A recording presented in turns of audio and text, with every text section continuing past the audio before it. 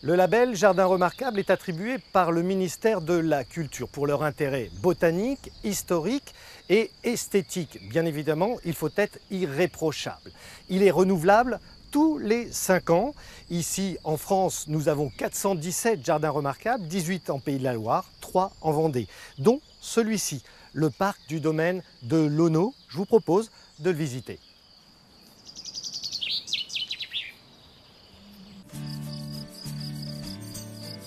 Ici, le temps s'est comme figé. Place aux perspectives, aux lignes d'horizons infinis. Les aplats de couleurs, des lignes de partage.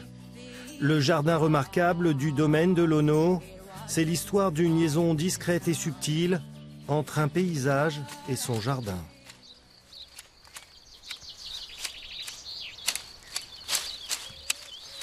Il s'agit d'une organisation. Il faut planifier.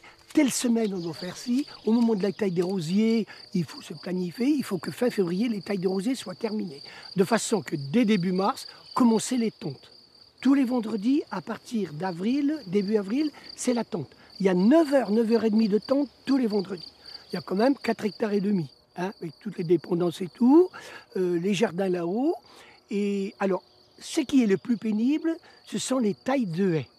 Les tailles de haies, c'est planifié tous les mois. Un jardin élaboré au XIXe siècle, avec pour unique objectif, caresser votre regard et surtout célébrer la beauté naturelle d'un paysage encore préservé. C'est une petite combine de paysagistes au XIXe siècle. On cherche à donner l'impression que le parc est plus grand qu'il ne l'est réellement. Et la recette la plus simple, c'est d'utiliser le paysage extérieur quand il est agréable.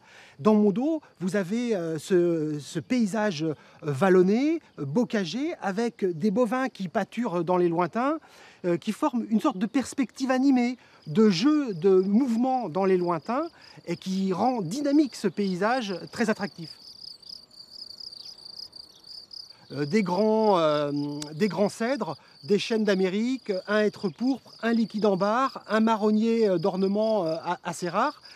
Et cette lisière composée, elle nous préserve de l'entrée, elle cache l'entrée, elle cache peut-être certains bâtiments. Les arbres sont placés pour orienter nos vues, pour faire soit des masques, soit des lisières qui nous amènent à voir le paysage. Au centre, une superbe demeure au raffinement italien, teintée de modernisme venu du Nouveau Monde.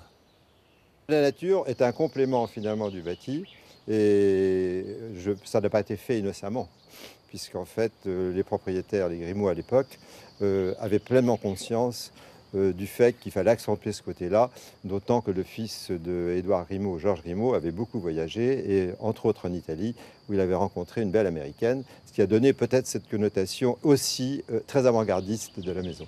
Depuis, ce parc paysager du domaine de l'Auneau est remarquable, de par son ordonnancement irréprochable et son caractère minimaliste, une véritable création contemporaine.